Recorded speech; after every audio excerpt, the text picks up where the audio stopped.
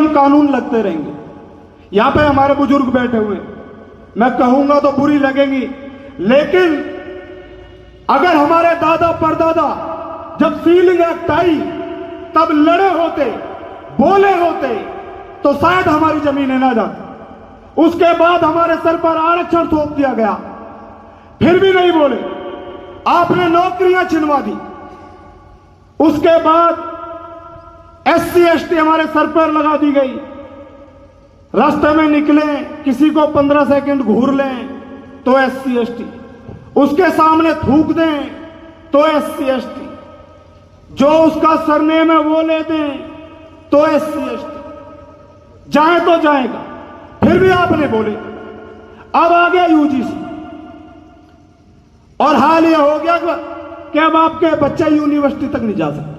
अब आपके हाथ से शिक्षा भी गई, और अगर आज भी नहीं लड़े तो समझ लीजिए वो दिन भी दूर नहीं होगा जब कोई सरकार ये नियम कानून लाएगी कि जिन स्वर्णों के पास 2 घर हैं, एक घर इनको दे दो, और तुम्हें देने पड़ेंगे क्योंकि तुमने लड़ना छोड़ दिया। यहां जितने भी युवा साथी बैठे, यहां जितने भी सम्मानित लोग आए, सबकी विचारधाराएं अलग अलग हैं, सब अपने अपने स्तर से सही बोलेंगे, लेकिन मैं सारे युवाओं से यही कहूंगा, जो भी यूनिवर्सिटी में जाए और अगर तुम पर UGC का नियम लग जाए, कोई FIR करे तो 302 में जाना, UGC में मत जाना, याद रखना।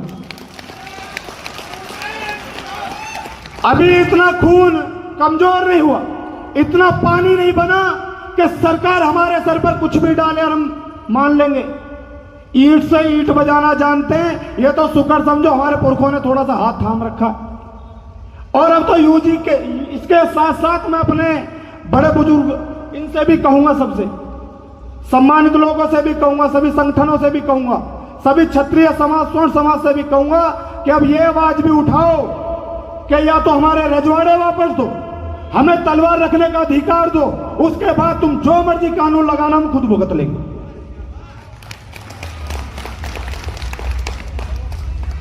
देश में ऐसे नियम कानून अगर आते रहेंगे तो ज्यादा दिन है नहीं जब तुम्हारा अस्तित्व मिट जाएगा।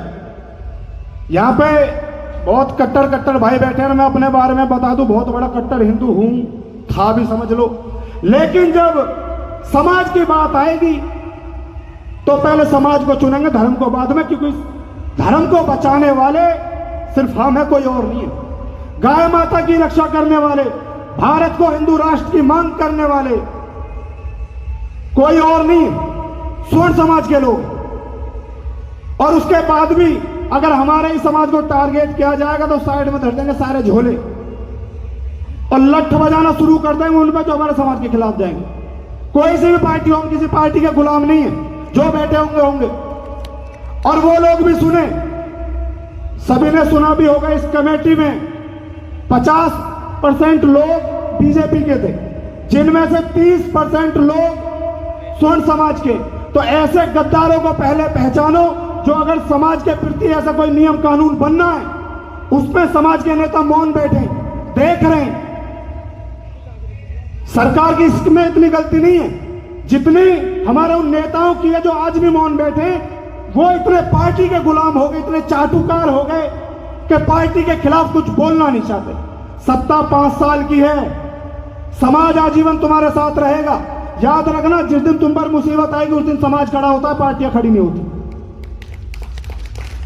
और अगर तुम समाज के साथ नहीं हो तो समाज के लोगों को भी जागरूक होना पड़ेगा, उनके साथ खड़े हो जो समाज के लिए सब कुछ छोड़कर बैठे, समाज के लिए लड़ रहे हैं, समाज के लिए अपनी आहुति देकर बैठे, तन मन धन सबसे लगे हुए। और यहां जितने भी लोग आए हुए हैं सभी वही लोग हैं जो समाज को सर्वोपरि रखते। जिस दिन आप समाज को भूलोगे, समाज आपको भूलेगा। क्षेत्र में वही होने वाला, याद रखना। बड़े से बड़े नेता आ तो जाते हैं वोट मांगने के लिए, लेकिन जब समाज की बात आती है तो कोई नेता दिखाई नहीं देता। हमने अब हर पार्टी को आपने देख लिया है। हम लोगों का ये हो गया, हमको ये लगता है कि अगर बीजेपी नहीं है तो हम कहां जाएंगे, बीजेपी नहीं है तो पता नहीं कौन सी आपदा आ जाए। कोई आपदा नहीं आएगी, घर में तलवारें रखो। हम ही लड़ते हैं पहले से, मुगलों से हम लड़े, तुर्कों से हम लड़े, अंग्रेजों से हम लड़े, तो इनसे भी लड़ लेंगे, इतनी बड़ी बात थोड़ी है। लड़ना तो आपको होगा। मैं ज्यादा बात खींचूंगा नहीं, क्योंकि माइक का और मुकदमे का मेरा बड़ा पुराना रिश्ता है। माइक पे आते मुकदमा हो जाता है। मैं बस एक आखिरी लाइन बोलकर अपनी जगह लूंगा कि बोलती है स्वाभिमानी माटी रोटी की वो घास बोलती है, कई साल पहले हाथों से दफनाई मेवाड़ में वो लाश बोलती है। वक्त भी बदला, दौर भी बदला, रक्त वही है पुरखों का, आना कभी 60-84 हमारी आज भी ठकरास बोलती है। जय श्री राम।